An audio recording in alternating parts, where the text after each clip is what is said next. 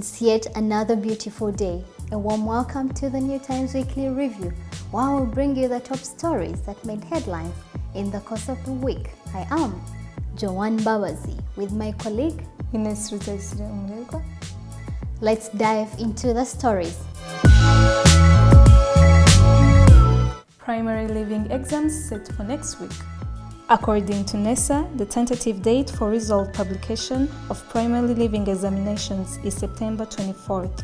A total of 254,678 pupils are due to sit for their primary leaving examinations next week, starting Monday, July 12th, ending Wednesday, July 14th, according to the National Examinations and School Inspection Authority, NESA. However, there was a staggering dropping in primary school candidates, with 31,409 fewer pupils set to do the national exams this year compared to 2019, where 286,087 candidates sat for national exams. Bernard Bahati, the Director General of NESA, said that this is an effect of school closing due to the pandemic. March last year, when reopened, some didn't come back.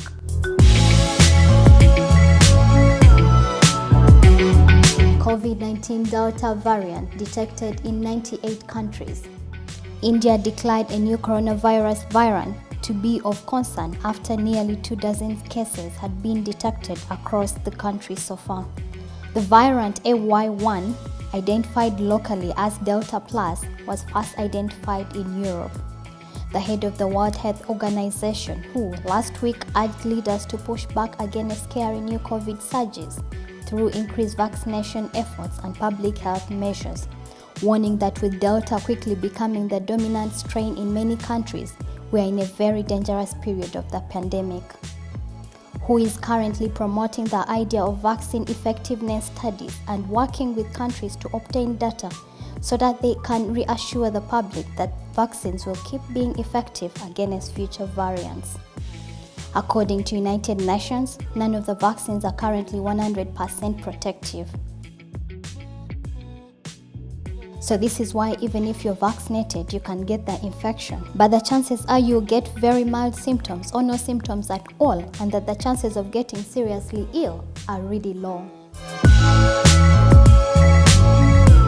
COVID-related deaths in Rwanda hit 500.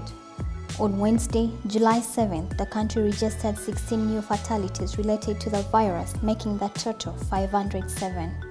Currently, according to statistics from the Ministry of Health, the rate of such fatalities stands at 1.1% in the country. On the same day, 760 new infections of the virus were detected out of the 7,846 tests carried out. On Wednesday, 67 patients were in critical condition.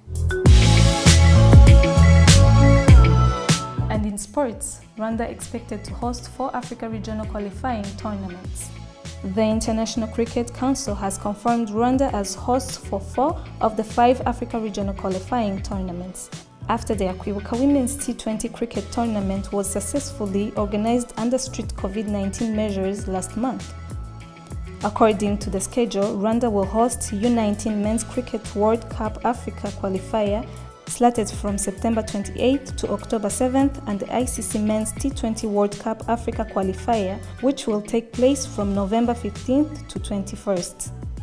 Rwanda Cricket Association (RCA) welcomed ICC's move to choose the country as the host of 4 of Africa's 5 major cricket tournaments in 1 year.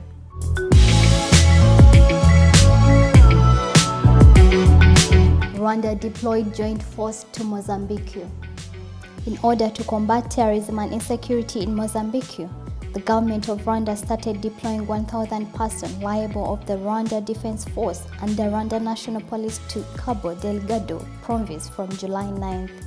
The joint force is expected to work closely with Mozambique Armed Defense Forces and forces from the Southern African Development Community in selected sectors of concern. The deployment is constructed on the good bilateral relations between the Republic of Rwanda and the Republic of Mozambique.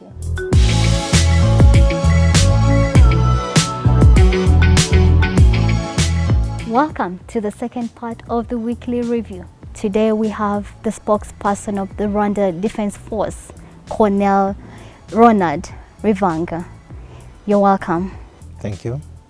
Rwanda has already deployed the Defense Force and the National Police to Mozambique. What's the importance of this?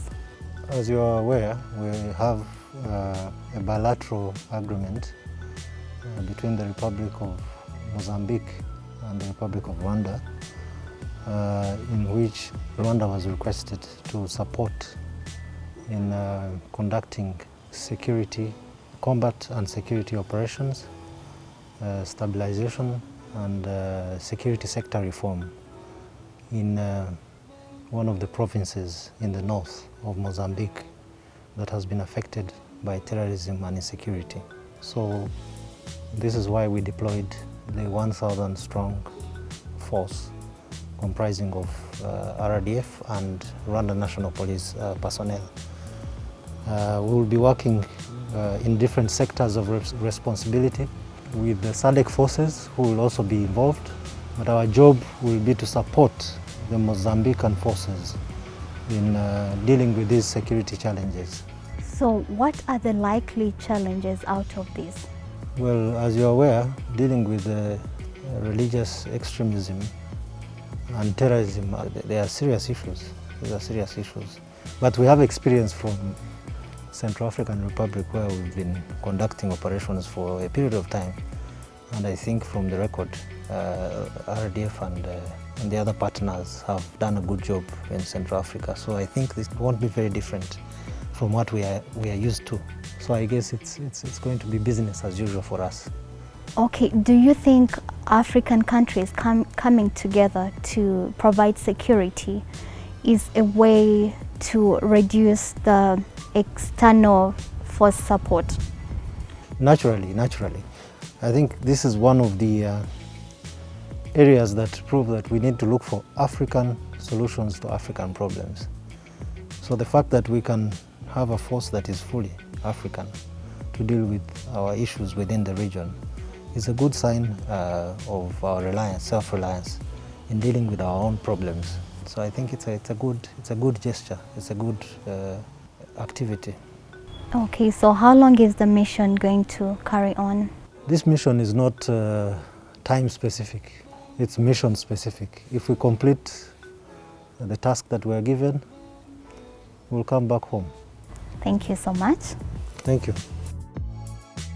Thank you for watching. Please subscribe to our YouTube channel. At the New Times Rwanda, you can also check our website at the New Times. I am Ines Rutaise Umrirwa with my colleague Joanne Babazi. Have a blessed week ahead.